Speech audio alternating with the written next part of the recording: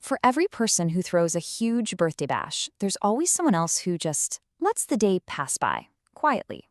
And that quietness, it really raises a fascinating question about our inner worlds, one we're going to explore today together. So why is that? Why do some of us meet our birthday with stillness instead of a big celebration?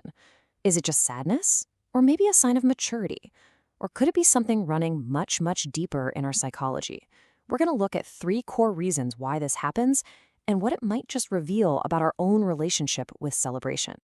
Okay, so the first place we really need to look is into the past. Sometimes certain experiences can cast a really long shadow. And this isn't about a conscious choice to be quiet, it's more of a deeply ingrained protective pattern that can shape how we respond to moments of celebration. I mean, think about it. Maybe it was a childhood where birthdays were just consistently overlooked. Or perhaps friends couldn't make it, or family just didn't see it as a big deal. Even one single poorly attended party can leave a lasting mark. These little moments of disappointment, they can really add up over time and start to shape our expectations. And this actually leads us to a psychological principle called learned helplessness. It sounds complicated, but it's pretty straightforward. When we experience disappointment over and over again, our brains, well, they adapt. To protect us from getting hurt again, we learn to lower our expectations. Sometimes we lower them all the way down to 0. The birthday just becomes another day, because that's safer than facing the potential sting of being let down one more time. This right here, this quote just captures the whole thing perfectly. That stillness isn't apathy, it's a shield. It's the mind's way of preventing more pain by just detaching ahead of time. So in this light, the silence is actually a defense mechanism. It's a quiet testament to a pain that was once very loud. All right, but it's not always about the past, is it? Let's shift gears and look at the relentless demands of right now, of the present. For some people, the stillness on a birthday isn't born from pain, but from sheer pressure. Just think about the pressures of modern life for a second. You've got work deadlines, family obligations, maybe you're studying, you've got financial stress. It's this constant whirlwind of activity. And in the middle of all that, a birthday can easily feel like just another item on a very, very long to-do list. It becomes a casualty of a packed schedule, not a conscious choice to not celebrate. And this can lead to a state that some psychologists call time blindness. When our minds are completely overloaded, the days just start to blur into one another. Special occasions, like a birthday, they kind of lose their shine. They become just another point in the relentless passage of time. But there is a third path to stillness, and this one isn't born of pain or pressure at all.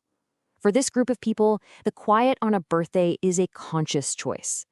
It's a reflection of a really profound shift in where they get their sense of self-worth. For these folks, choosing not to celebrate is actually an expression of inner contentment. They fully acknowledge their birthday, they just don't feel that external pressure to mark it with a big party or a lot of fanfare. So this isn't about being isolated or alone. It's about feeling whole and fulfilled from within. This whole mindset lines up perfectly with something called self-determination theory. The core idea here is that true, genuine well-being doesn't come from external validation, likes, praise, attention.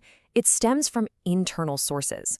In the context of a birthday, that means finding satisfaction in your own autonomy and competence rather than needing it from other people. And you can see a really clear distinction here, can't you? External validation, it often relies on these tangible things, right? Gifts, parties, posts on social media. But internal validation, well, that's something you cultivate yourself. It comes from a quiet sense of competence, of personal freedom, and an inner satisfaction that honestly doesn't need an audience. This sentiment just says it all. It's a quiet confidence. It's a sense that your value as a person is constant, and it's not tied to one single day on the calendar. For these people, maturity is realizing that your worth is inherent. It's not something that has to be proven through celebration. So we've explored 3 pretty distinct paths to stillness on a birthday. There's the shadow of past pain, the weight of present pressure, and the quiet strength of inner peace. And all of this leads us to a final and maybe more personal reflection. When you, or maybe someone you know, chooses to have a quiet birthday, is that stillness a choice? Is it born from a real sense of inner peace? Does it reflect this comfortable sense of emotional independence and self-knowledge? Or could that stillness be an echo of old hurts, a protective shield that's become so familiar we don't even recognize it as a defense anymore? Could it be a symptom of a life that's just so full we've lost the space to simply pause and feel? Ultimately, how we approach this one day of the year can be a really powerful mirror.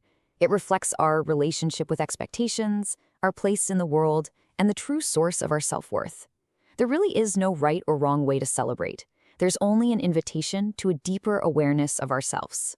If this exploration has offered you a new perspective, maybe a moment of clarity, we'd invite you to continue the journey with us. Consider subscribing for more inquiries into the subtle psychology that shapes all of our lives. Thank you so much for your time and for your reflection.